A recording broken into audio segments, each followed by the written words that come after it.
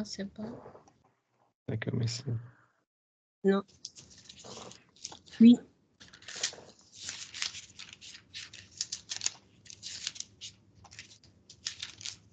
Je lis dans la version Bichegon. Marc 9, verset 35. Alors il s'assit,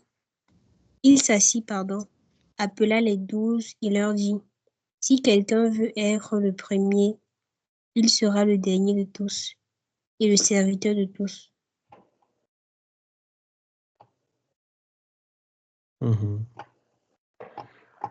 Ça veut dire quoi? Si quelqu'un veut être premier, il doit être le serviteur de tous, n'est-ce pas? Serviteur de tous, ça veut dire quoi?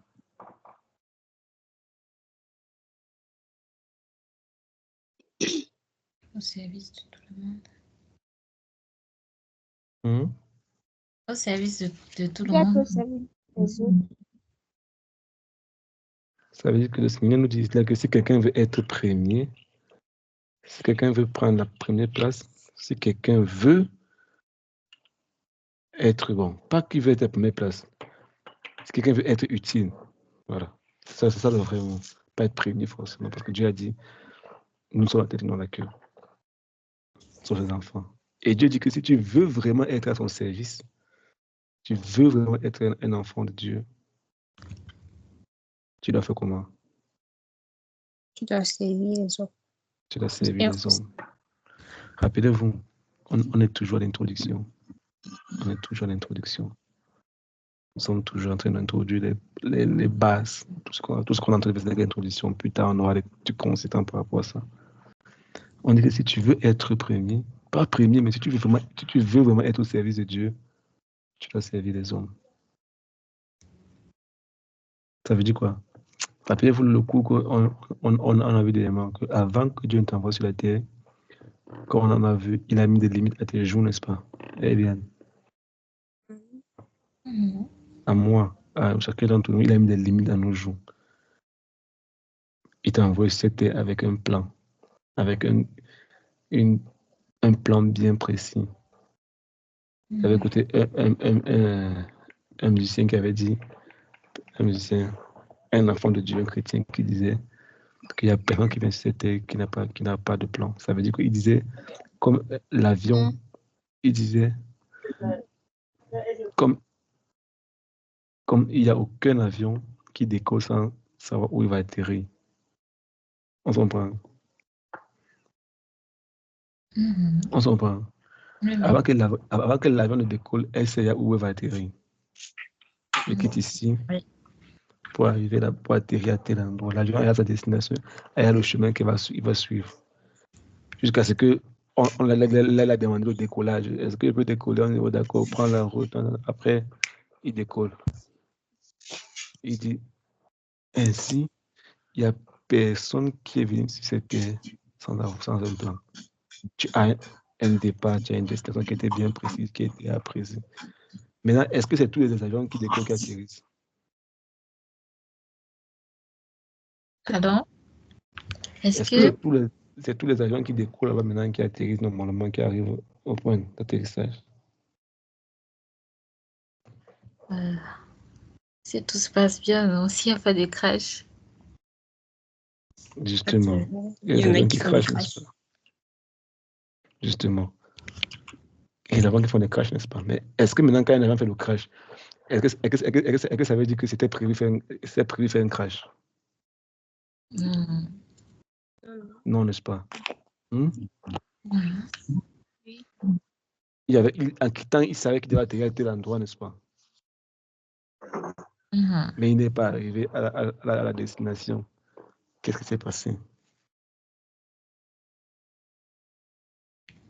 Qu'est-ce qui s'est passé? Un extensionnement. Un moment de... Quelqu'un veut parler? Si veut parler. Quelqu'un veut parler, il fait signe et puis il parle.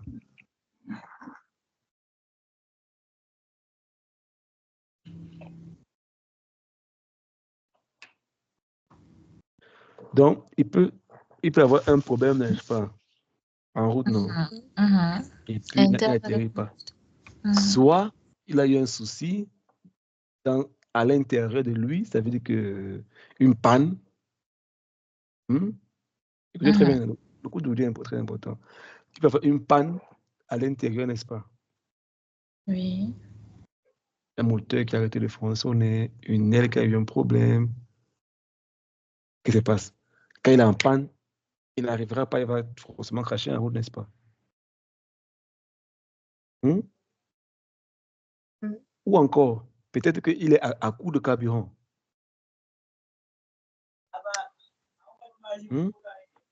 Il n'a pas assez de carburant. Il n'a pas assez de carburant.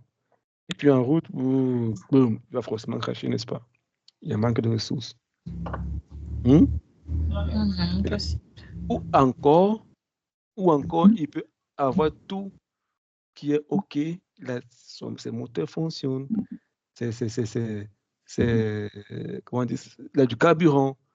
Maintenant, par contre, le climat, il peut y avoir une tempête, il peut y avoir un ouragan, et puis un tonnerre de frappe, et puis, on comprend? Il peut y avoir une tempête, un ouragan, un tonnerre, un truc de bizarre arrive, et puis ça crée un problème, et puis maintenant, ça le pousse à tomber, n'est-ce pas? C'est la troisième possibilité, n'est-ce pas? Quatrième possibilité, qu'est-ce qui peut encore arriver? Ça peut arriver que il n'écoute pas les instructions de la tour de garde. On peut lui dire, après tel nombre, tournez à gauche, descend à tel nombre d'altitude, monte comme ça, fait comme ça, il écoute le plombier, il n'écoute pas les avertissements des tours de contrôle, n'est-ce pas, tour de garde, n'est-ce pas? Il peut lui dire, bon, à tel endroit, quand vous arrivez à tel endroit, va à gauche, descend un peu, fais comme ça, il n'écoute pas. Et puis, soit il heurte un autre avion, ou bien il se trouve dans une zone de turbulence, et puis il tombe en panne. Et il se fait un crash, n'est-ce pas? Maintenant, examinons les 4 cas. Premier cas, c'était quoi? Il y a une erreur à l'intérieur d'une panne. Une panne de moteur ou bien de quoi? Si c'est dû à toi, si par exemple toi tu es cet avion, qui doit décoller et qui doit atterrir. Tu es un avion qui doit décoller et qui doit atterrir. Qu'est-ce qui peut t'empêcher à atterrir? Disons une panne, une maladie, n'est-ce pas? Une maladie. Toi qui es à l'intérieur, une maladie, n'est-ce pas? Tu peux être malade et puis ça te précipite, tu meurs avant le temps. Le crash, c'est la mort. Ouais. Le crash, c'est la mort. Ah, ok. Ou encore, atterrir, on peut dire que quand tu meurs, rappelez-vous qu'on a vu la semaine passée, on a dit que chacun d'entre nous est censé mourir en vie, n'est-ce pas? Tu dois arriver à ton but, n'est-ce pas? Tu dois faire tout ce que tu as appelé à faire, n'est-ce pas? Tu as appelé à mourir comme ça. Maintenant, c'est-à-dire que tu dois appeler atterrir, comme Paul a dit, ou comme Jésus est mort, comme beaucoup d'autres hommes de Dieu est mort. Il y en a ceux qui sont morts sur le lit. Et puis il a dit, oh Seigneur, je vois les anges. Et puis il dit à sa femme chérie, ne pleure pas. Je pas dans la gloire, je vois le Seigneur. Et puis il est heureux, tu vois, parce qu'il est bien mort. Il y en a qui sont morts. Il y en a beaucoup qui sont morts comme ça dans l'hôpital. Ou le lit à la maison. C'est pour ça que je dis. Je vois sur le côté, un parti d'éléments, on a fait un film sur lui. Il était malade, il était couché sur le lit. Il était couché. Et sa femme était là. La femme était là, avec son fils spirituel. Femme, son fils spirituel. Oui, papa. Et puis, dehors, il y avait une grande église. Dehors, il y avait ses enfants dans la foi qui étaient en train de prier pour lui. Il était en train de prier. Sa femme est là. Il écoute le lit de madame. Chérie, il est quelle heure? Et il est 10 heures. Il dit, ok, d'accord. Il reste. Ils sont en train de prier, ils prient, ils chantent. Après, il avait la femme, il dit que, dis-les de chanter tes chants. Dis-les de chanter tes chants. Il chante les chants. Il est couché sur son lit. Il est couché sur le lit, il est couché. Il reste. Ouais. Chérie, il est quelle heure? Il est 17h30. Il dit, ok, d'accord. Il reste. Ils sont restés. Elle est là, elle fait des trucs dans la maison, et puis il est couché sur son lit. Quand son heure arrive, il dit à sa femme, il est quelle heure? Il est 15 heures. Il dit, ah d'accord, ils arrivent. Il dit, va dire à mes pasteurs dehors là-bas. Dis qu'ils arrêtent de prier, que Dieu écoute les prières. Il dit qu'ils ne prient plus, qu'ils arrêtent de prier, qu'ils commencent à rendre grâce à Dieu. Ils sont venus me chercher, je pars. Ils sont là, ils sont venus me prendre. Ouais. Imagine un peu quelqu'un qui meurt comme ça.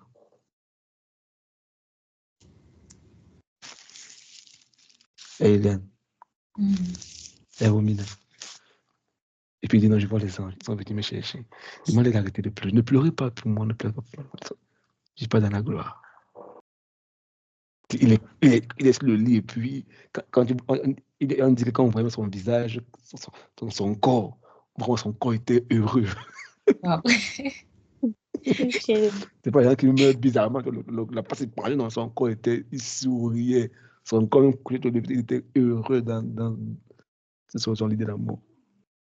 Parce qu'il voit la gloire, il voit les anges, ils sont enrubis de la chambre, et puis ils sont venus le chercher pour être avec lui. On s'en parle. Et chacun d'entre nous a payé l'amour. C'est simple parce que je dis quoi c'est passé. Quand tu es venu 7 heures, et même comme il a dit qu'il ne pleurait pas, les gens ont pleuré. Un homme est parti. Rappelez-vous ce que je dit la dernière fois. Quand tu es venu sur la terre, tu étais le seul qui pleurait. Tout le monde était en train de rire autour de toi. Pourquoi? Parce que toi, tu es venu d'ailleurs. Tu viens d'un autre monde. Et puis tu es allé quelque part. Et tu vois le vent de tout. Tu sens comment... Parce qu'un esprit ne ressent pas les choses, ne se ressent pas. On voit ce qu'elle dit. On ne sent pas. Oui. Un esprit ne ressent pas, il ne touche pas la matière. Il peut traverser la matière. Il ne sent pas. Il ne sent pas le froid, il ne sent pas la chaleur. C'est un esprit. Et toi, tu étais en Dieu. Quand tu es venu dans ce monde, tu viens d'en haut. Maintenant, tu entres dans un monde où tu commences à sentir des choses. Un enfant, quand il sort devant sa mère, on dit quoi? Il a les yeux fermés et puis les mains serrées, n'est-ce pas? Et puis il sent le froid, la chaleur. Avant que maman avait la chaleur, il était à l'aise. Quand il sort de là, il fait froid, il sent comment il doit se battre avant ses poumons, avant il doit respirer et il commence à lutter. On voit un peu? Ouais. Devant sa mère, ses poumons ne fonctionnaient pas. Maintenant, il sort, il doit faire l'effort de respirer lui-même. Il sent la chaleur, la fraîcheur, et puis il attend. Et là, il est en train de se battre, et puis là, on rit, il est content, toi, tu as dit pleurer, tu pleures de toutes tes forces. Avant, tu ne parlais même pas, tu cries, tout le monde est content, ils sont en train de rire quand tu es en train de rire. Ils sont en train de rire même quoi. C'est ça, là. On dit, oh, il est mignon, le petit bébé. Et puis toi, ça, tu pleures, tout le monde est en train de rire.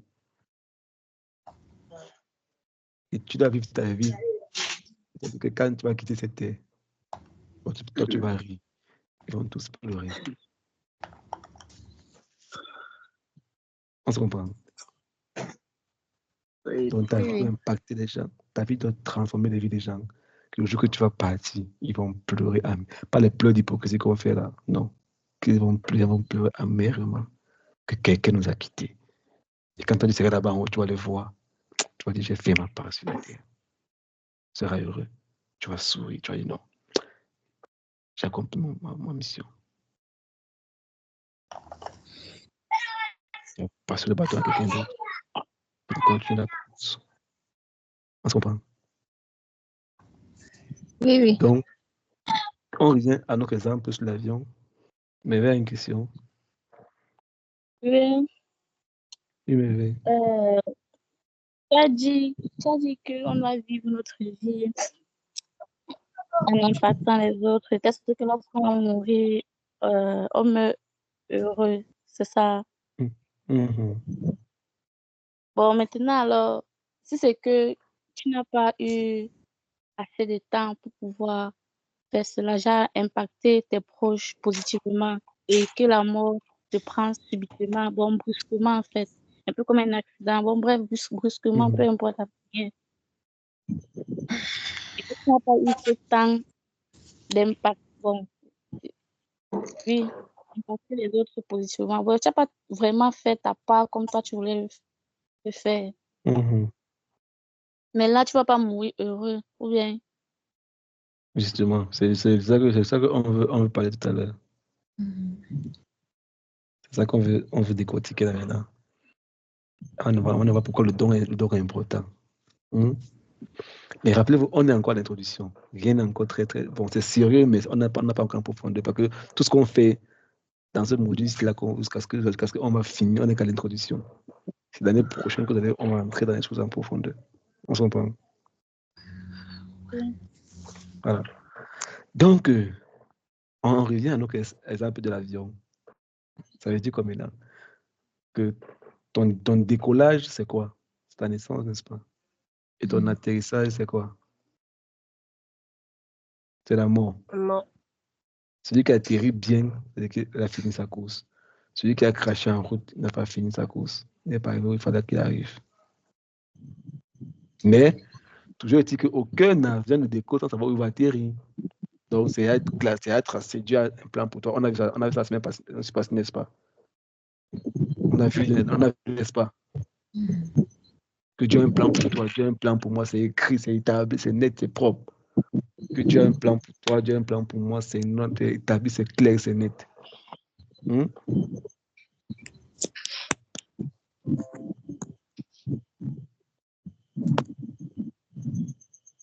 Maintenant, si on prend où l'avion a une panne à l'intérieur, ça peut être une maladie, n'est-ce pas? C'est-à-dire que si tu chopes une maladie, tu ne pourras pas arriver au bout de ta vie, n'est-ce pas? Non. Ça, non? Oui, c'est une maladie. Donc, cette maladie peut t'empêcher d'accomplir le but de ta vie. Et si tu ne veilles pas sur ce que tu manges, sur ton alimentation, sur ta santé spirituelle, sur ton hygiène personnelle, tu ne pourras pas forcément atteindre le but de ta vie. C'est une panne à l'intérieur de toi. Et ce n'est pas, ça sera pas la faute de Dieu. C'est une négligence de ta part. Il y en a qui ne sont pas malades, non? Justement, on dit la même chose en fait. Tu veux mourir étant malade, mais ce n'est pas la volonté de Dieu. On verra, on parle du don. On verra pourquoi Dieu veut que toi tu pries. Il y a des gens qui ont des dons qu'ils doivent utiliser. Dieu veut que tu pas guérir les gens. Tu imposes des mêmes gens qui guérissent. Pour qu'ils continuent leur course. On se reprend. Et qu'on se reprend. Oui, on se comprend. Dieu veut que si quelqu'un a un problème, que son agent est en panne, donc tu peux aller guérir la personne avec ton don spirituel. C'est pour ça qu'on parle des dons. Évidemment qu'on voit la politique, on va introduire des dons après. On se reprend. On va arriver. Donc, si quelqu'un est malade, et puis il a décollé, il est dans l'air, et puis il y a de moteur en panne, il va vraiment cracher. Donc, une maladie peut que quelqu'un n'a pas atteint le but de sa vie, n'est-ce pas? On avait la panne à l'intérieur. Deuxième cas, c'était quoi, Chantal?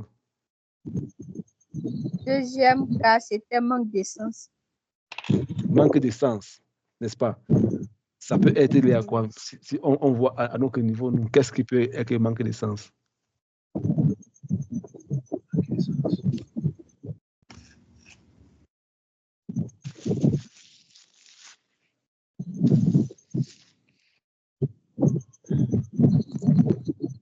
Ça peut être l'absence du Saint-Esprit dans la vie de la personne. Peut-être la personne n'a pas encore connu, n'a pas encore donné sa vie à Jésus-Christ. Oui, ça peut être ça. Quoi d'autre?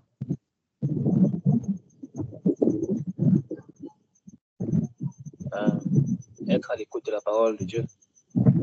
Être à l'écoute de la parole de Dieu, d'accord. Quoi d'autre? Allons-y. Eliane. Comina. Moi, je pensais pareil que Romina. Essence. Justement. Donc, un manque d'essence peut être dû à quoi? Un manque de connaissances, n'est-ce pas? Un manque de ressources, n'est-ce pas? Oui, de ressources. Oui. Manque de connaissances et de ressources, n'est-ce pas? pour continuer à avancer jusqu'au bout. Oui, C'est pour laquelle Dieu a créé une plateforme, le Seigneur nous a inspiré une plateforme comme celle-ci, n'est-ce pas? Pour que tu aies assez de ressources, assez de sens pour aller, n'est-ce pas? Manque de connaissances, manque de ci, manque de ça peut te pousser à ne pas atteindre le but. Tu manques de force, tu manques de ressources, tu manques de ce dont tu as besoin pour atteindre le but de ta vie. On fait ça. Troisième panne, c'est quoi la troisième panne?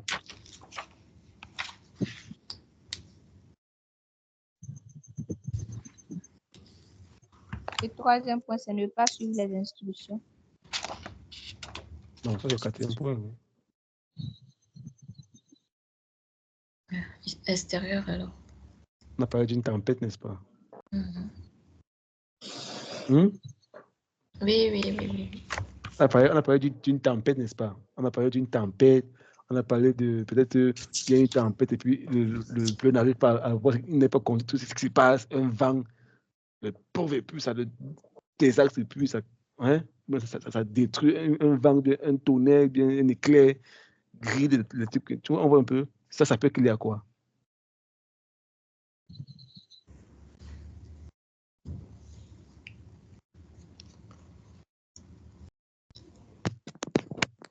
Peut-être les problèmes, les soucis de la vie. C'est ça, Romina. Les crises de la vie, n'est-ce pas? Peut-être une guerre civile, ou encore une maladie, comme on avait avec le coronavirus. Ça peut être comme un problème, un accident en route. Ça t'abrège. Tu n'étais pas prévu, ça te surprend. Bam! Tu avais tout, mais une crise arrive et ça désastre tout. Ou un choc, un divorce, une déception grave. Ça te brise, ça te désastre toute ta vie. Comme la dépression.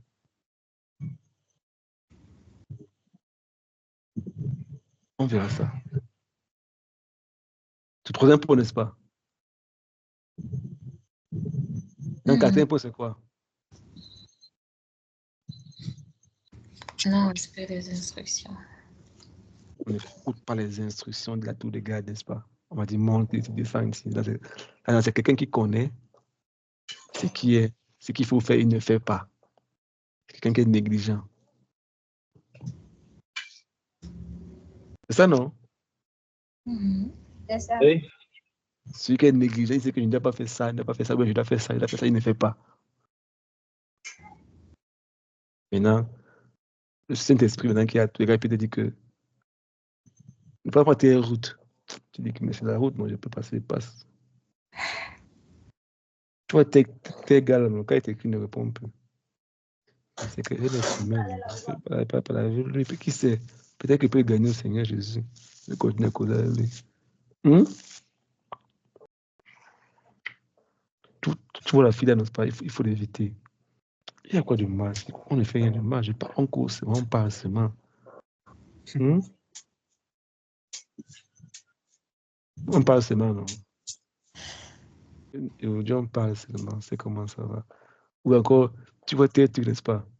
Tu vois tes films, n'est-ce pas? Arrête de voir le film là. Non, tout le monde voit. Moi, c'est un chrétien, ça ne change rien, c'est ma foi. Moi, je me rappelle, ça m'arrivait une fois avant, quand je voyais, il y a le film, c'est la Game of Thrones. Je voyais ça. Début là, après un temps, j'étais à l'université. Et quand j'avais 1 an et demi à la fois, un truc comme ça, je voyais ça. Je voyais ça une fois, je me dit, arrête de voir cette série. C'est une série normale. C'est bon. C'est à moi, c'est pas à tout le monde. Je veux dire moi.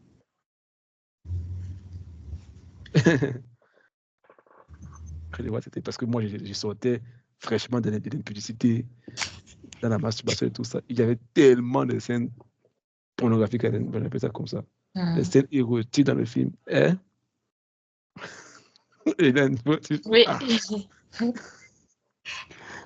Il y avait tellement de scènes égoïstes quand il faisait de voir, je me sentais bizarre. Et je me dis, arrête de voir, je ne sais pas pourquoi.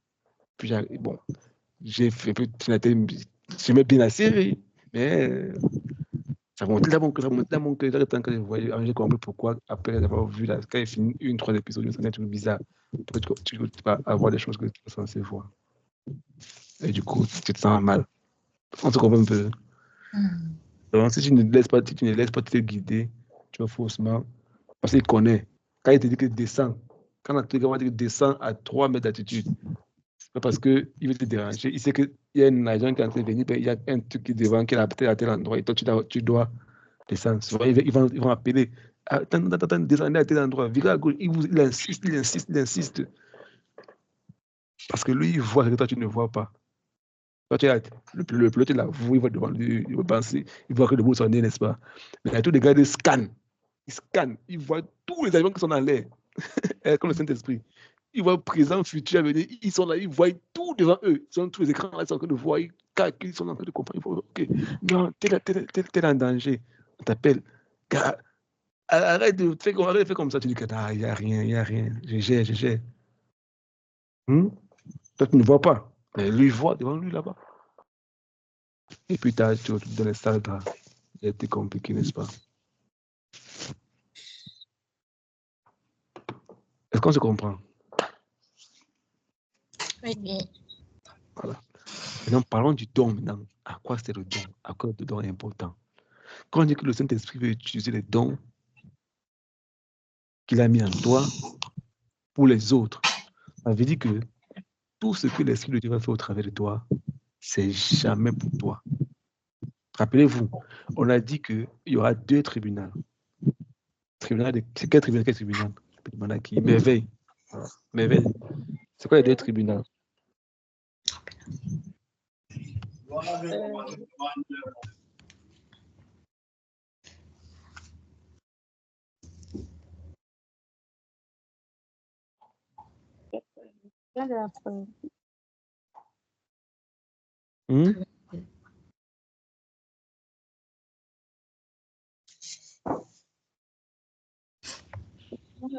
Des non-croyants, c'est pas ça.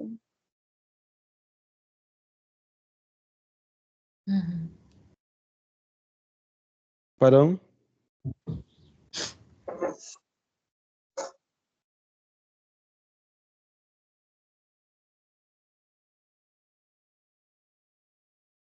Pardon?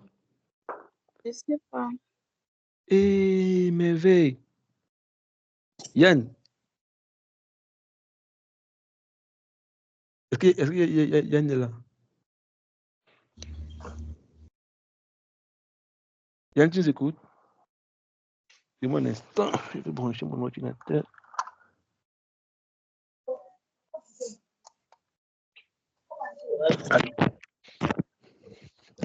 Oui, tonton. Ok, d'accord. Je vais me rassurer que tu es là. Merveille, Oui, tonton Franck. tu ne sais pas pourquoi tu ne te rappelles pas.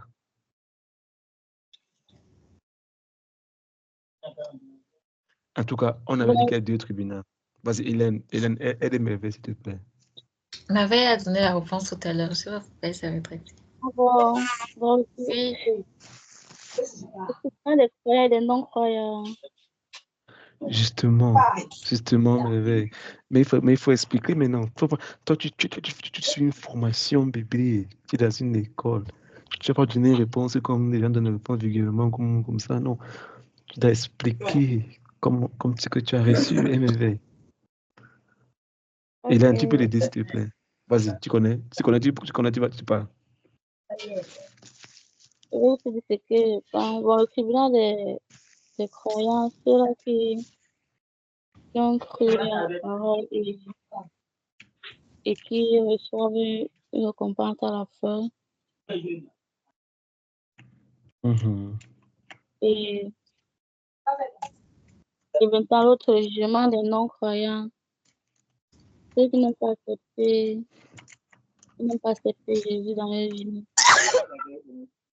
Et eux, ils vont mourir. Non, ils sont morts.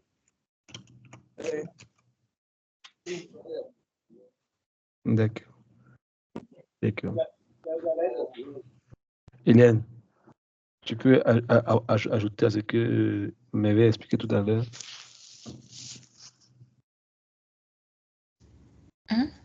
Elle a tout dit non. D'abord, le jugement des incroyants. Et ceux qui n'ont pas le jugement des incroyants. Vas-y, désolé. Vas-y. Des incroyants, ceux qui n'ont pas leur nom écrit dans le livre de vie, ils seront en enfer. Et puis, là, les croyants ne vont pas passer par ce jugement. Et puis, il y aura le jugement des croyants maintenant, ceux qui ont accepté Jésus. Et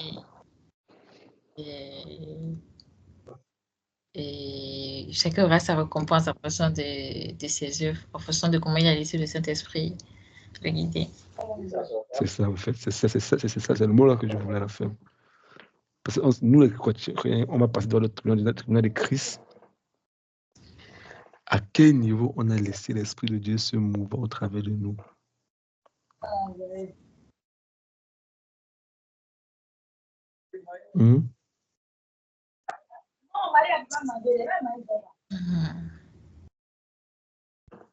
À quel niveau on a laissé l'Esprit de Dieu travailler au travers de nous? Aujourd'hui, on parle du don de l'Esprit.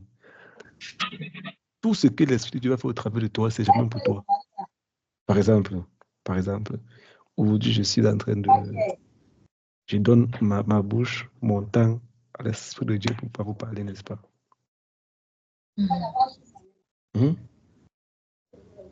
Disons peut-être que j'ai reçu le don d'enseignement et de l'exhortation. Il utilise cela. Il m'a donné ce don-là pour vous.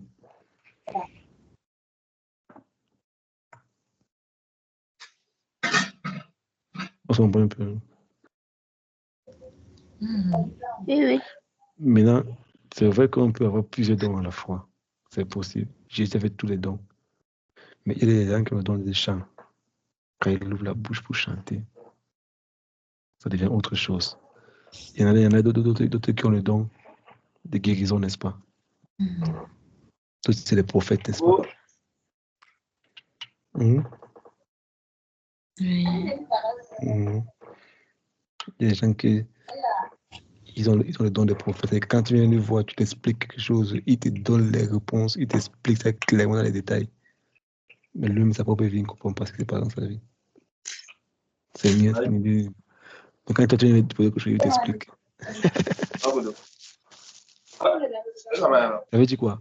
Donc tout ce que l'Esprit de Dieu va faire par toi, c'est jamais pour toi, c'est pour les autres. Maintenant, le don que tu vas recevoir, rappelez-vous l'avion, dans les cas d'étape, soit il a donné ce don-là, la première panne qui est intérieure, n'est-ce pas?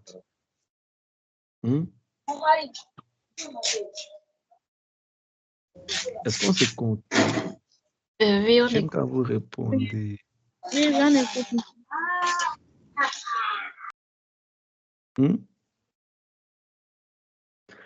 Soit le don que tu as utilisé, mais ce sera pour traiter les gens à l'intérieur.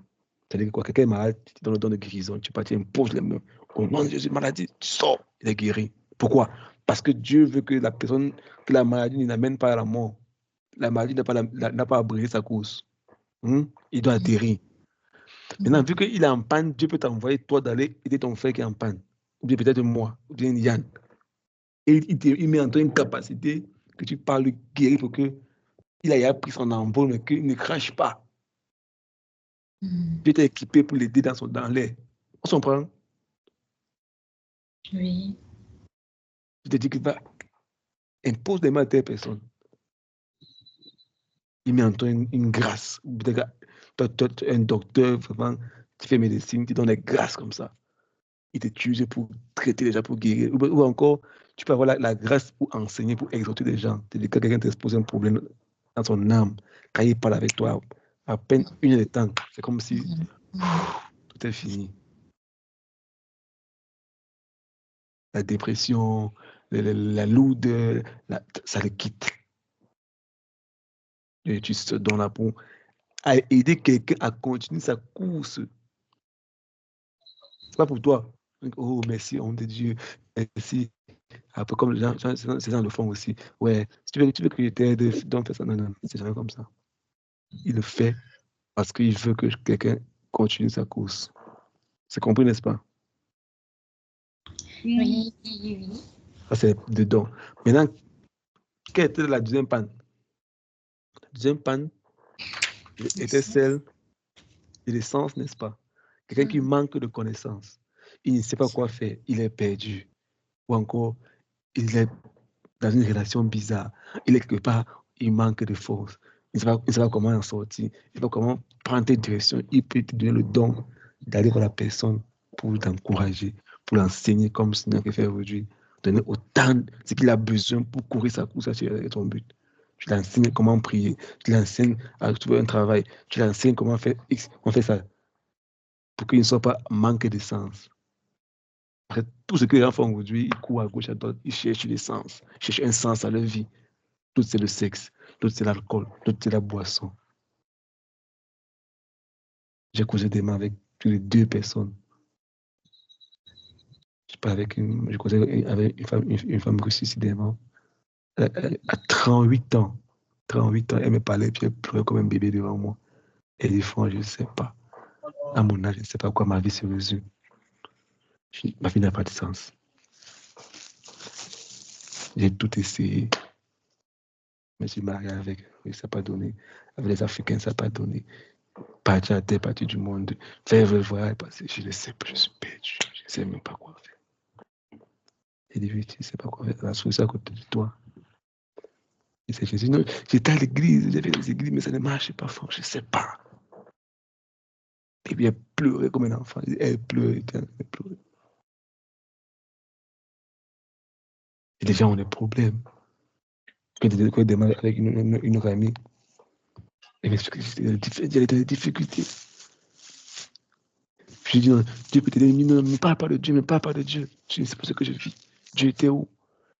Dieu était où? Quand il y avait des difficultés, j'étais où? Quand telle personne m'a violé, Dieu était où? Quand ma famille a eu des difficultés? Tout ce que Dieu a pu faire, c'est que quand j'ai essayé de me suicider, il m'a empêché de mourir.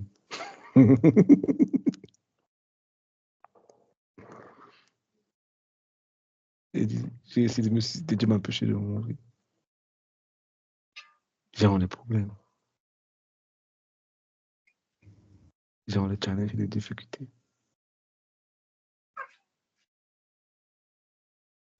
On se comprend. Et Dieu peut t'aider pour donner la force aux gens, l'espoir, te donner l'essence, l'énergie de continuer à courir la course, qui ne crache pas. Passe par le don d'enseignement, d'encouragement, parole de connaissance. Dieu me dit que tu as tes problèmes. Il te dit que tu guéris la paf, c'est fini. Je fais ça une fois, je cause avec une sœur. Le Seigneur me dit, tu vois, telle personne, bon, elle avait nous aujourd'hui. Une de mes filles que j'aime beaucoup d'ailleurs. Une fois, il avait dit, je pense qu'il faut qu'on se rencontre. Dieu me dit que tu veux qu'on se rencontre. Moi, frère, pardon. Désolé, Dieu, moi, je ne veux pas. Je dis que ouais, ma soeur. Et qu'elle arrive et puis on parle. Tout va bien, tout va bien. Non, comment tout va bien? C'est un problème. Et non, enfin, tout va bien. C'est vraiment l'école, tout ça. Mais c'est comme si tu es dans une relation bizarre et tout ça. Et mais il y a d'abord comme ça. Dans sa relation, il dit oui, tu es dans une relation et tout comme ça. C'est vrai, n'est-ce pas? Il dit oui, c'est une relation, mais on est là, on apprend à se connaître et tout. Et non, c'est pas seulement ça, il y a autre chose. Et c'est un blocage, quelque chose qui bloque ta vie. Et chaque fois, tu tombes dans un cycle qui t'empêche d'avancer. Et tu sais que c'est pas bon. Je n'arrive pas à arrêter. Et puis, elle a commencé à pleurer comme un enfant. Pleurer, qu'est-ce qu'elle fait? C'est que je ne savais pas que Dieu me connaissait. Comment Dieu ne te connaissait pas? Bien sûr qu'il te connaît, il t'aime. Il a commencé à m'expliquer, tu vois. J'avais tel frère à l'église, c'est comme ça. On est ensemble, je parle souvent chez lui. Comme ça, on fait ça. Et Dieu voit que Dieu n'est pas content, il a pris la compassion de vous. Et tu dois arrêter ça immédiatement. Ça a pris le temps que ça a pris. Tu comprends ça? Elle était à l'église, elle chantait la chorale, elle dansait, faisait des retraites spirituelles. Mais elle avait un problème. Et Dieu t'utilise, moi je ne sais pas ce qui s'est passé, je ne me rappelle même pas comment On dit c'est comme ça, c'est venu, moi j'ai parlé. Il dit souvent, tu es un canal, il peut t'utiliser pour aider quelqu'un à sortir d'une situation compliquée. Tu donnes le carburant, tu charges le carburant. On s'en prend. Troisième point, c'était quoi? Les tempêtes, n'est-ce pas? Les intempéries, n'est-ce pas? Les challenges, les difficultés, une tempête par quelqu'un. Et Dieu peut t'appeler toi en tant qu'intercesseur. Et puis te dire, Chantal, je veux que tu pries pour la Côte d'Ivoire. Je veux que tu sois, Chantal, que toi tu sois le général de ton quartier. Que toi, quand tu te lèves, tu déclares qu'au nom de Jésus, il n'y a rien qui se passe. Tout ce que le diable fait dans ce quartier pour bloquer la vie des gens, je déclare au nom de Jésus que cet endroit est couvert. S'il y a n'importe quoi, tu déclares que tout ce que les sorciers préparent, ce que les diables préparent, ça ne marchera pas. Tu as mis tous les plans au nom de Jésus. Parce que c'est les intempéries qui bloquent les gens. Je crois que le diable envoie. Je déclare qu'il n'y a pas d'accident ici. À tel endroit, je déclare que tout mal, j'appelle le gouvernement des cieux. Je déclare que cet endroit est couvert par le sang de Jésus. Il n'y a rien qui se passe qui n'est pas la volonté de Dieu. Tous ceux qui sont dans ce quartier, tous ceux qui sont dans ces vies vont arriver à leur destination. Ils feront la volonté de Dieu pour leur vie. Je déclare que rien ne va les empêcher qu'ils vont les faire. Il n'y aura pas d'accident. Il n'y aura pas de... Je déclare, Dieu il t'appelle comme intercesseur.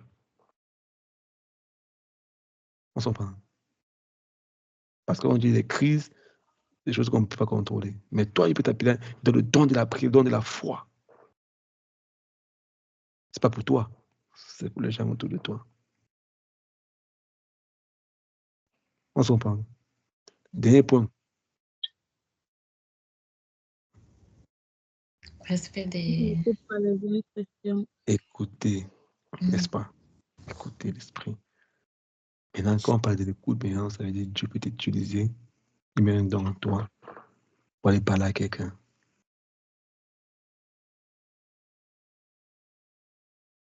Puis tu dors et puis Dieu te met un petit canal dans le cœur. D'accord.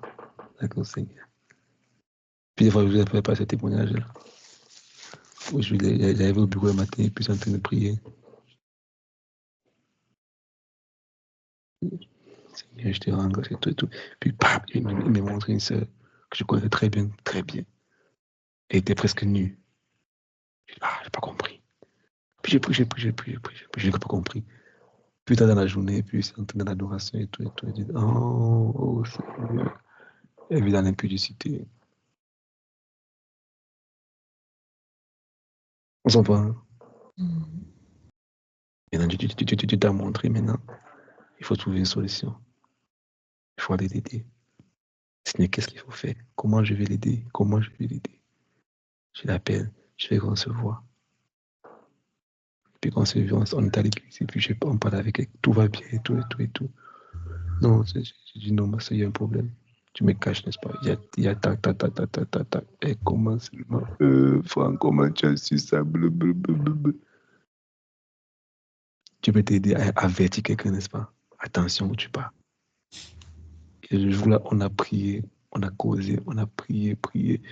Il dit, comme tu vois là, Dieu veut que tu l'as fait comme Dieu va te dire que tu l'as fait comme ça.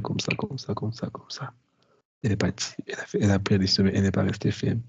2 mois après, 2 semaines après, elle est retournée chez la personne après. Le mois qui suivait, elle a pris une grossesse. Maintenant, c'est plus quoi. Elle est maintenant liée, un peu plus séparée de lui. Ils ont un enfant ensemble. Dieu a vu, Dieu voulait l'empêcher d'arriver là, ça. Mais.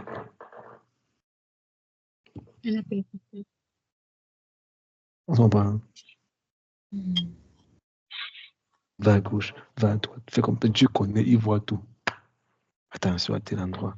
Quand tu n'écoutes pas, tu te retrouves dans la difficulté. Et tu peux cracher. Maintenant, là, ce que Dieu voulait faire avec elle, c'est que même si c'est qu'elle, moi je prie toujours pour elle, qu'elle revienne au Seigneur, que c'est quelqu'un qui met tellement Dieu. Elle marche avec Dieu avant. Mais à un moment, elle manque de faiblesse. Même si elle revient au Seigneur, elle va servir Dieu, mais pas comme ce que Dieu attendait pour elle. On comprend. Avec un enfant, et tout ce qui est sûr, elle n'aura pas la même vitesse qu'elle est censée avoir. Mais la grâce de Dieu peut la trouver. Je prie. Je prie vraiment. Parce que le temps qu'elle a perdu, ça. Mais on peut que signer dans la souveraineté, trouver un moyen. Donc, c'est pour dire que souvent Dieu voit les choses et puis il veut te prévenir. Donc, le don que le Seigneur met en toi maintenant, c'est pour que tu utilises ce don-là maintenant pour aider les gens autour de toi. L'Esprit de Dieu veut passer par toi pour être aîné, pour voir à quelqu'un un don. Toi, tu t'appelles à chanter. Toi, tu t'appelles à faire ci. Tu t'appelles à faire cela.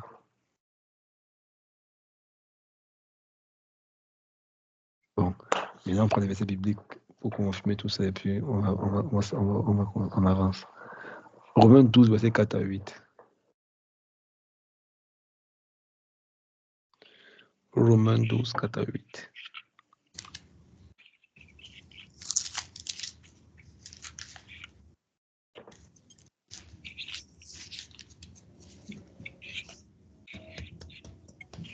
Romains 12, versets 4 à 8. Car comme nous avons plusieurs membres dans un seul corps, et que tous les membres n'ont pas la même fonction, ainsi, nous qui sommes plusieurs, nous formons un seul corps en Christ, et nous sommes tous membres les uns des autres. Puisque nous avons des dons différents, selon la grâce qui nous a été accordée, que celui qui a le don de prophétie exerce selon l'analogie de la foi, que celui qui est appelé au ministère s'attache à son ministère, que celui qui enseigne s'attache à son enseignement, et celui qui exhorte à l'exhortation, que celui qui donne le fasse avec libéralité, que celui qui préside le fasse avec zèle, que celui qui pratique la miséricorde le fasse avec joie. Amen. Ouais, don, n'est-ce pas? Amen. Voyons encore ensemble 1 Corinthiens 12, verset 4 à 11. 1 Corinthiens 12, 4 à 11.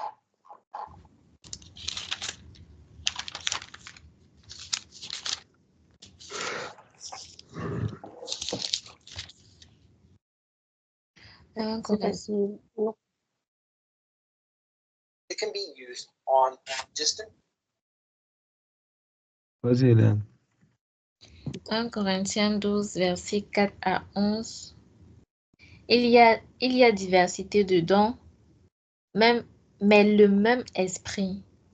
Diversité de ministères, mais le même Seigneur. Diversité d'opérations, mais le même Dieu qui opère tout en tous. Or, à chacun, la manifestation de l'Esprit est donnée pour l'utilité commune. En effet, à l'un est donnée par l'Esprit une parole de sagesse, à un autre une parole de connaissance, selon le même Esprit. À un autre, la foi par le même Esprit, à un autre, le don des guérisons par le même Esprit, à un autre, le don d'opérer des miracles, à un autre, la prophétie, à un autre, le discernement des esprits, à un autre, la diversité des langues, à un autre, l'interprétation des langues. Un seul et même esprit opère toutes ces choses, les distribuant à chacun en particulier comme il veut. Amen. C'est clair, non? Amen. Donc, il donne les dons à chacun comme il veut, selon pour l'utilité commune. C'est pas que j'ai le don de ça, je vais me donner l'argent, je vais me donner l'argent, je vais faire ça pour vous. Tu es malade de père, moi je trouve que ça a guéri. Non. non. Non. Tu ne donnes pas l'argent pour te guérir. Je n'ai jamais fait ça. Donc il dit que ce don-là, il a l'esprit. Vous voyez bien que c'est l'esprit qui donne le don, n'est-ce pas?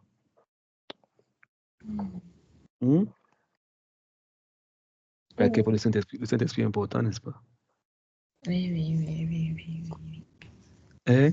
Donc, pour être vraiment utile entre les mains de Dieu, c'est que tu l'as servi ton entourage, n'est-ce pas? Et servir ton entourage, ça veut dire que quoi? Ça veut dire que laisser le Saint-Esprit. J'ai déjà dit au départ, quoi? C'est celui qui a été grand, doit se faire serviteur de tous, n'est-ce pas? Tu l'as servi, pas comment?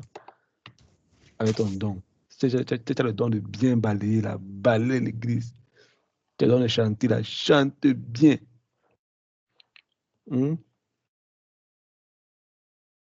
Si tu as le don d'exhorter, exhorte.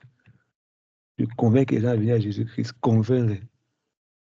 C'est ton don.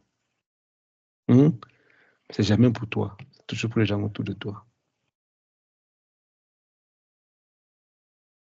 Allons-y. Philippiens 2, 3 à 4. Philippiens 2, 3 à 4.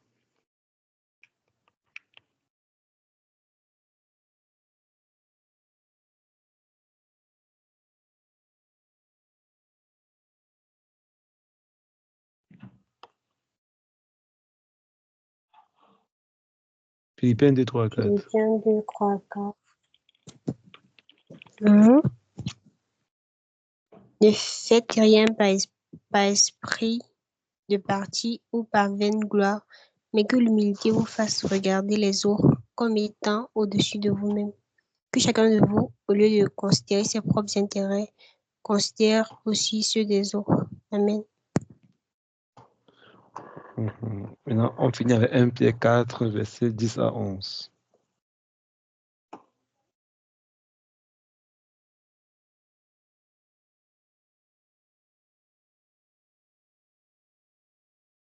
Un Pierre 4, verset 10 à 11.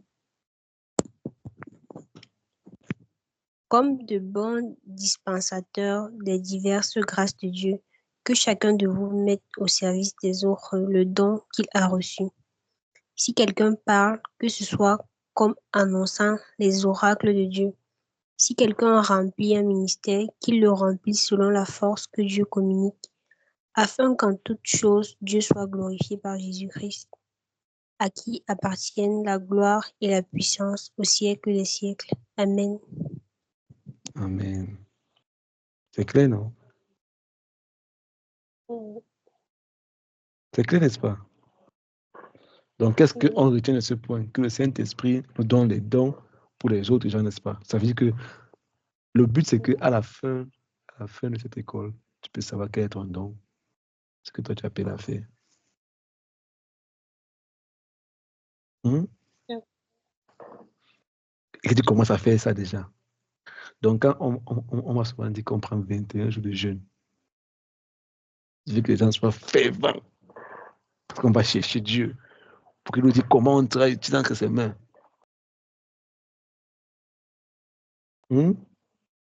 D'accord. Il veut 21 jours de jeûne pour aller crier au Seigneur. Comment je peux être utile? Montre-moi ta volonté pour ma vie. Oui,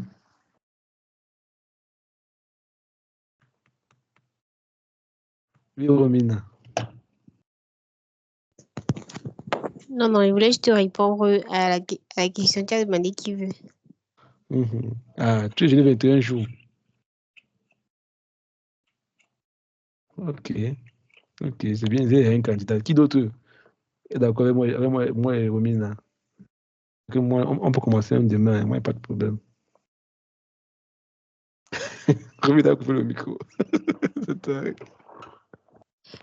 Non, pas demain. Pardon, il n'y a pas commis la question. Il faut la préparation. Ah bon? On est à préparer, non? On fait quoi maintenant? On a préparé déjà, non?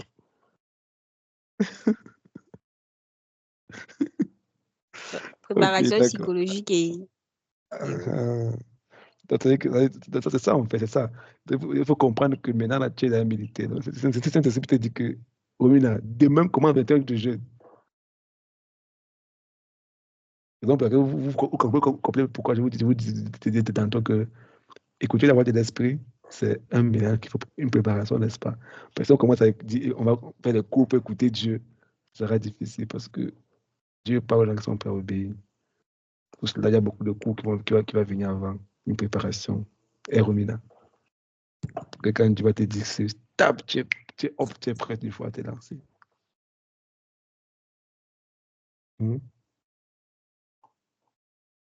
Ça, n'est-ce pas? Ce sera un militaire. Un militaire, quand on le réveille, il est prêt à la guerre à tout moment. On ne peut pas dire que bon, je vais aller trouver ma famille et mes enfants. On va voir maintenant, le Saint-Esprit produit en nous la vie. Il produit en nous la vie. La vraie vie qu'on a besoin en tant qu'enfant de Dieu vient de l'Esprit de Dieu, n'est-ce pas?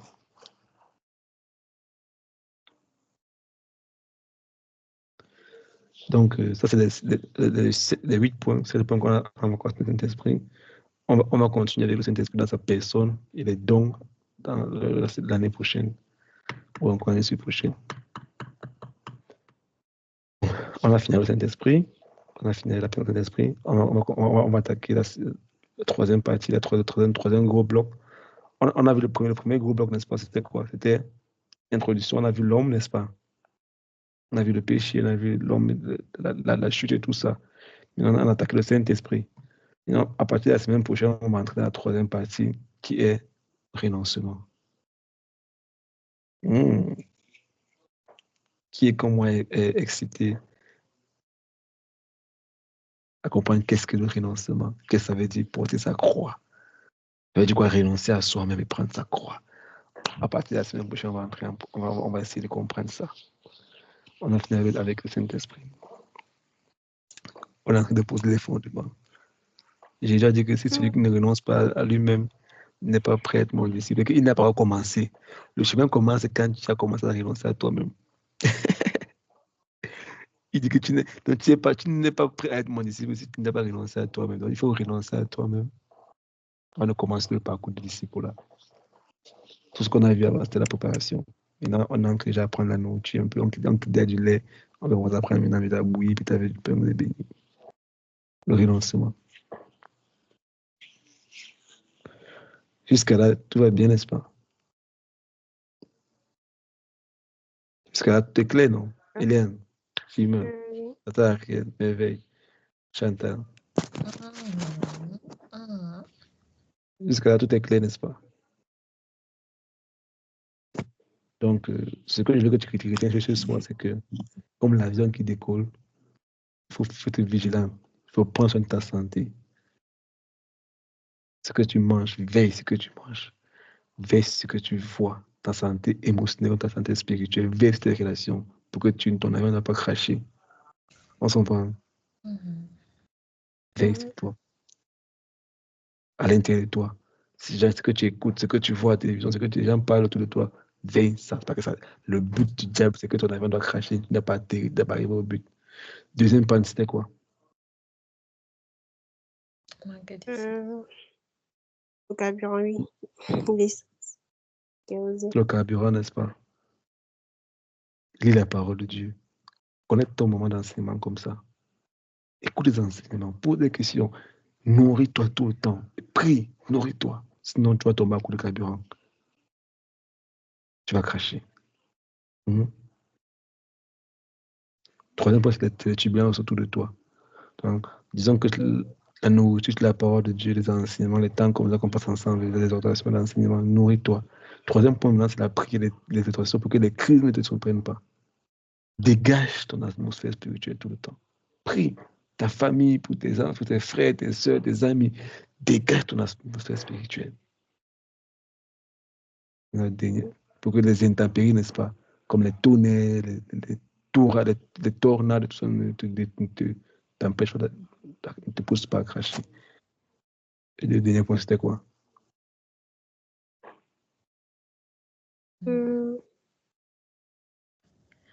Écoutez les instructions, on ne suit pas lui. Écoutez les instructions de la tour de garde. Passe du temps avec le Saint-Esprit. L'écouter.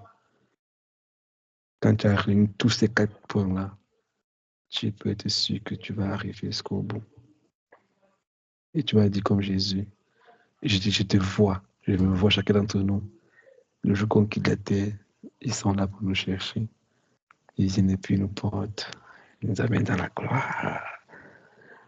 Et quand on arrive dans le trône de gloire, on voit les Jésus, on voit les apôtres, on voit Jésus est là, on voit Paul, on voit Matthieu, on voit Jean, on voit Abraham, on voit David, on voit tous ces gars.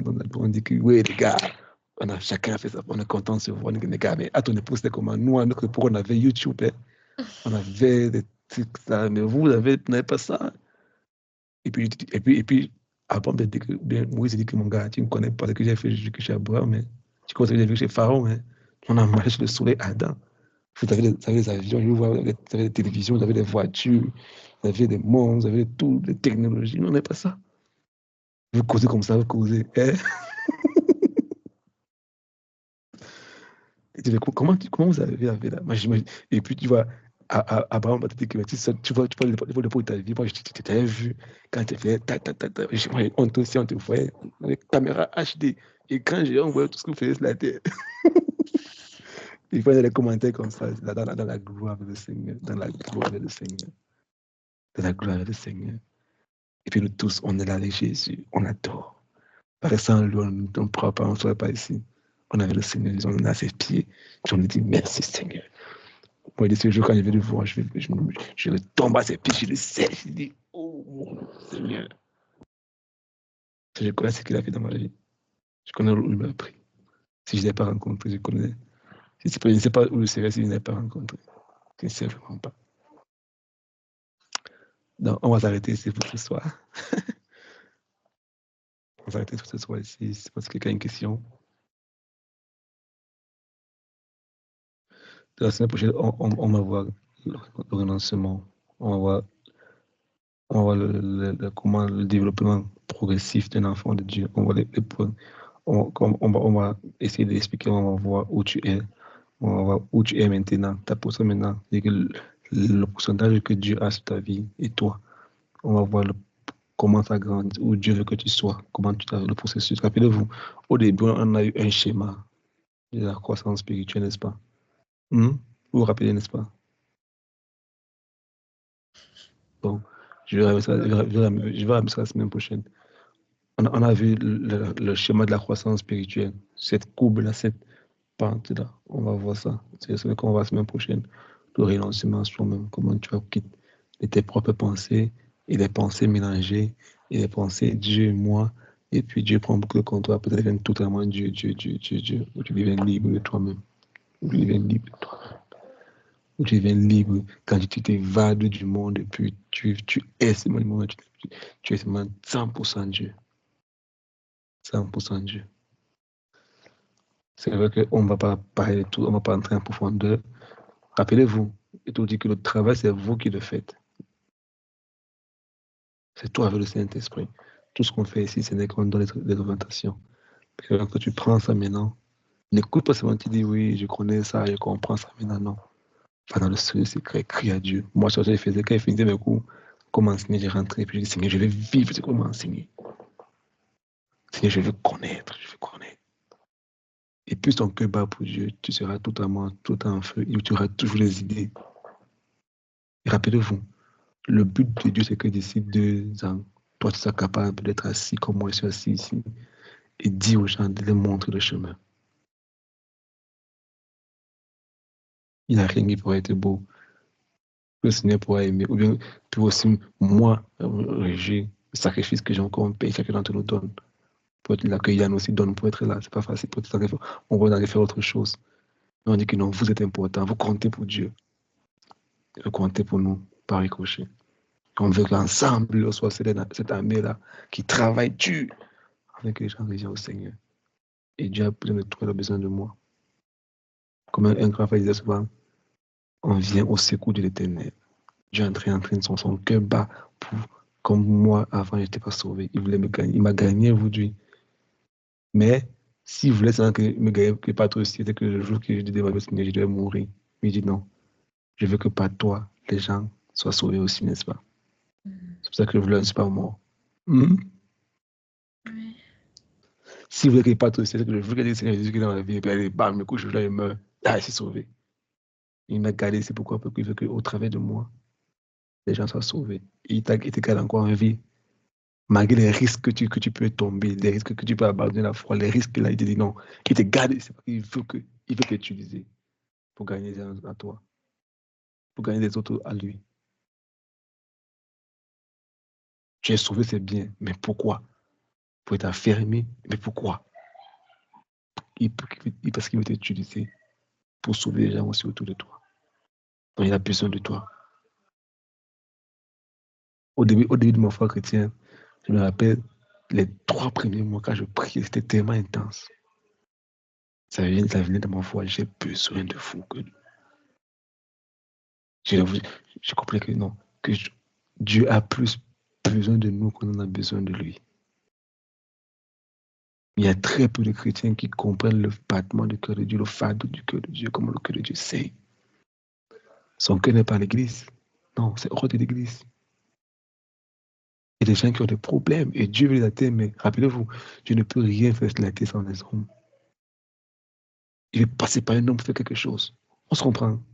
Il est passé par toi, par moi pour faire quelque chose. Imagine un peu, si moi, je n'avais pas donné ma bouche, mon temps, Dieu devait venir t'asseoir comme ça pour parler comme ça, il parle là. Non! Parce qu'on a donné une plateforme, maintenant, il passe par là maintenant pour nous préparer ce qu'il donne. Et il veut passer par toi, il devait faire la même chose. Il veut ta bouche, il veut tes mains, il veut tes yeux. Quand Moïse était devant la mer Rouge, et Moïse est là, il va prier, Seigneur, qu'est-ce qu'on va faire? Les Égyptiens arrivent, Dieu dit que tu vois ces gars-là, tu ne les verras plus. Il dit, je sais, Seigneur, mais ils sont en train de venir. Dieu dit à Moïse, étends ta main. Quand tu vas étendre ta main, moi je vais souffler, la mer va se diviser. Donc tant que Moïse n'étend pas la main, il va rester là-bas prier, Seigneur, on va mourir. Tu lui dis, étends ta main, je vais souffler le vent. Donc Dieu a besoin de la coopération de Moïse. On se comprend un peu? Tu lui dis, Moïse, étends ta main, je vais souffler mon vent. Il faut que Moïse obéisse à quelque chose. Donc, et toi, il veut ça. Et il veut faire cette coopération avec toi. Demain, quand je disais ça, je dis, mais Dieu dit à Moïse que vous avez ça, ce qui est avec sa porte, qu'on a vu là 2 jours. Quand Étienne raconte, Étienne dit, Dieu a dit à Moïse que j'ai entendu les cris de mon peuple. Chaque fois qu'il a raconté, ça m'amuse toujours. Que Dieu a entendu, j'ai entendu les cris de mon peuple. Je suis descendu moi-même pour les délivrer. Hein? C'est ce que Dieu a dit à Moïse, n'est-ce pas? J'ai entendu les cris de mon peuple. Je suis venu moi-même pour les délivrer. Et puis, il dit à Moïse, Moïse, va. Et Moïse dit que Seigneur, tu es descendu pour les délivrer. Pourquoi tu m'envoies encore les délivrer? C'est ça, non? Moïse dit que Seigneur, comment est-ce que je pars? Tu as dit que tu es venu te délivrer, mais pas les délivrer. Alors, pourquoi je me suis dit non, je suis avec toi? Seigneur, moi, je vais pas te dire quoi? Toi, je lui ai dit que c'est quel Dieu qui m'a envoyé. C'est ta fait, moi, je suis berger. Laisse-moi même que Moïse. Facile. Si Moïse dit, il dit qu'il ne parle pas, il dit que je ne parle pas, c'est ça, non? Est-ce que le peuple sera délivré? Non. Tu fais que Dieu convainc Moïse. Tu dis que Moïse dit, comment tu t'appelles? Comment ton nom? Je lui ai dit que Moïse est d'accord. C'est ce qu'on va faire. Montre-moi. Je veux te voir. Tu dis que Moïse, tu peux me voir vivre. Tu dis que bon, tout le toit. Quand je vais passer, tu vas voir mon dos. Moïse est convaincu maintenant. Jusque-là, Moïse encore tout encore. Il dit, montre-moi un signe que c'est toi qui m'envoies. Il dit, bon, je jette ton bâton à terre. Jette le serpent. Il dit, ok, ramasse. Ah, ok, d'accord. Tu es puissant. Je vais partir. Dieu devait convaincre Moïse. Parce que si Moïse n'essaie pas de partir, il ne serait pas délivré. Et Moïse part. Laisse partir mon peuple. Dieu m'envoie de dire, laisse sortir mon peuple. Moïse, il se fait vraiment dire que mon ami, tu es un blagueur. Il fait ci, il fait ça. Il fallait que Moïse donne la permission à Dieu. Et non. Je l'étais.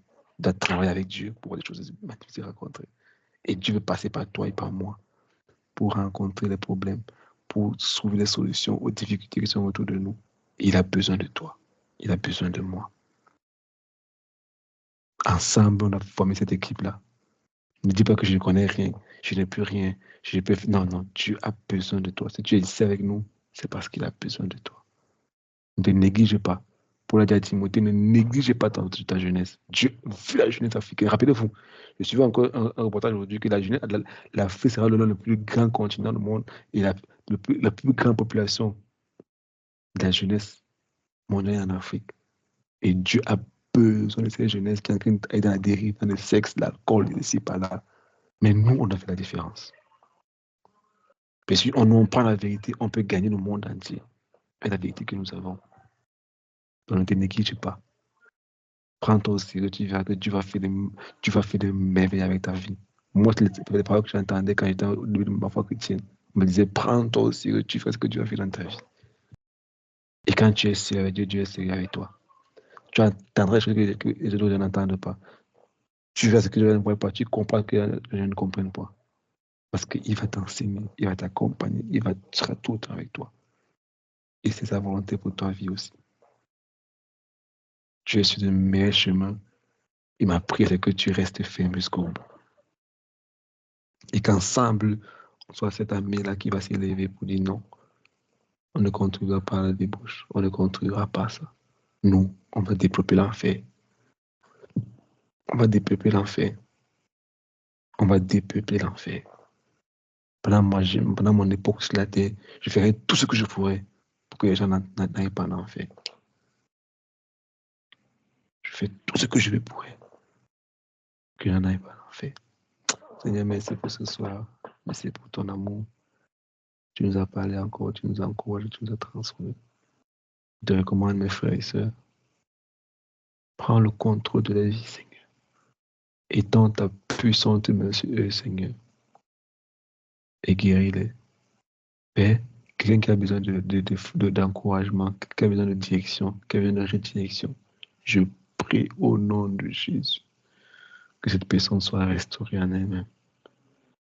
C'est que je prie, Seigneur, que tu nous accordes la force, la grâce d'aller jusqu'au bout. Que quelqu'un soit béni abondamment, on dirait ce qu'il peut attendre. Père, nous voulons, on a déjà décollé. Je ne sais pas si on a pris un détour. Je ne sais pas si dans ma vie, la vie de mon frère, ma soeur, il y a quelque temps, il y a un manque de carburant. Je ne sais pas si dans ma vie, il y a un moteur qui est en panne. Mais s'il te plaît, Seigneur, toi qui vois. Je ne sais pas, Seigneur, si je n'ai pas écouté, si je ne suis pas en train d'écouter les gens qui me diraient raison de turbulence. Je ne sais pas s'il y a la tempête qui vient devant moi. Mais je vais te recommander nos vies, Seigneur. Nous voulons atterrir. Et bien atterrir. Pas un atterrissage forcé, non. Pas un crash, non. Atterrir normalement jusqu'à la ligne et de faire ta volonté pleinement. Je prie pour moi, je prie pour mon frère, je prie pour ma soeur. Accorde la grâce chaque jour de nous préparer à te voir Jésus. Car tôt ou tard, tout le monde te verra, tu as dit. Mais nous ne voulons pas te voir avec la tristesse. Nous ne voulons pas te voir avec la honte ou encore avec la désolation. Non, on veut te voir ce jour dans la joie. On veut te voir étant content que notre sacrifice sera honoré. On veut te voir dans l'allégresse, dans les chants de louange, quand tu vas apparaître. Et on sera derrière toi. On sera avec toi, Seigneur. Accorde-nous la grâce chaque jour de nous travailler, de nous préparer. Et soit toute la gloire et l'honneur qui t'est dû dans les siècles et les siècles pour toujours. Au nom de Jésus-Christ. Amen. Amen. Amen. Amen. Donc, j'espère que si on n'a pas de questions, on va s'arrêter ici pour ce soir. On va se dire à la semaine prochaine. Passez une agréable soirée. Soyez tous bénis au nom de Jésus. Je nous attends nombreux la semaine prochaine. Évitez le retard. Soyez là. Chaque soir est exceptionnel, n'est-ce pas? Dieu a une nourriture pour chaque jour. Ne manque pas les cours. Sois là. Soyons bénis toujours. Goodbye. Bonne fin de semaine tout le monde. Goodbye. Bonne nuit à tout le monde. Bonne nuit.